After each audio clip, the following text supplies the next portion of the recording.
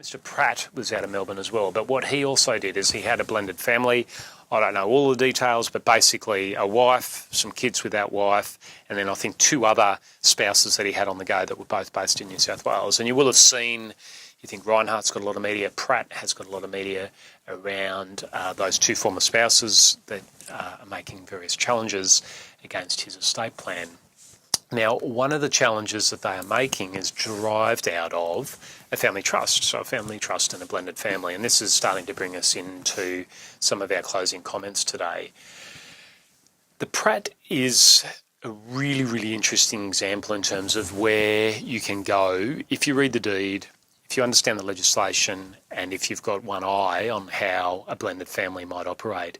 And the case study example is on the screen there.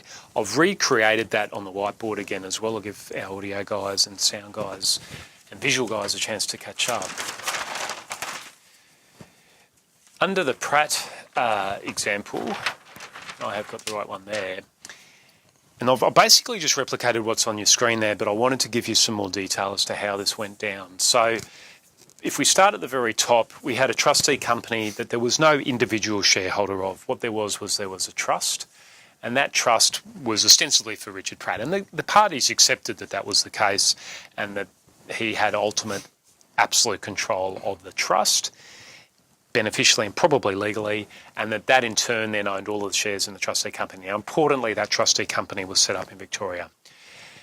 That trustee company was then the trustee of a standard family trust, but standard other than this point, and that is that Richard Pratt himself was not a potential beneficiary of that trust.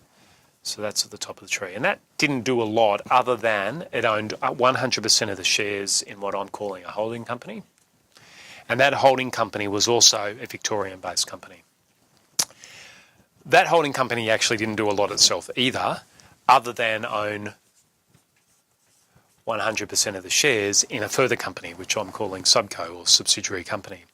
And it was that subsidiary company, in fact, I think there were more than one subsidiary company, but we'll just talk about this one, owned New South Wales property, being, I think, an apartment down on Sydney Harbour.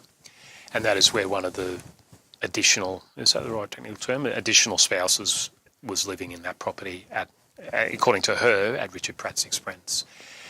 And the argument was that in New South Wales, if you've got any asset in New South Wales, even if you die in another jurisdiction, you start dragging in this idea of the notional estate provisions and the concept that under the notional estate provisions, generally in most other jurisdictions, you can only be attacked under assets that form part of your will on death.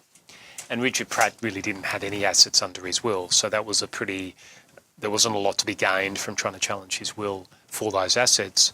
Where there was a potential gain was that if they could, under the notional estate provisions, drag those assets back into the will, well, then suddenly there was something that could be easily attacked.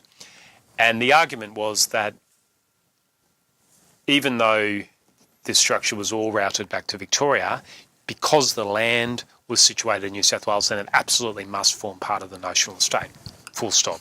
At least that was the argument.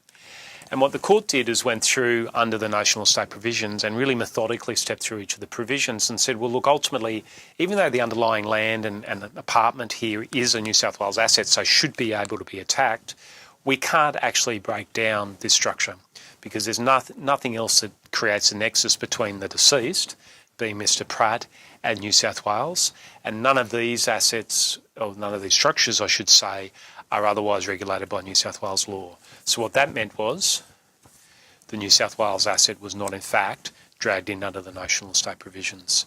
So a really timely reminder of the ability to use structuring. Now you might have a personal view as to whether that was in fact appropriate for the alleged additional former spouses, but using the structures, reading the deed, understanding the legislation actually delivered a really, really powerful outcome for the Pratt family because they were able to essentially sidestep a complete piece of legislation.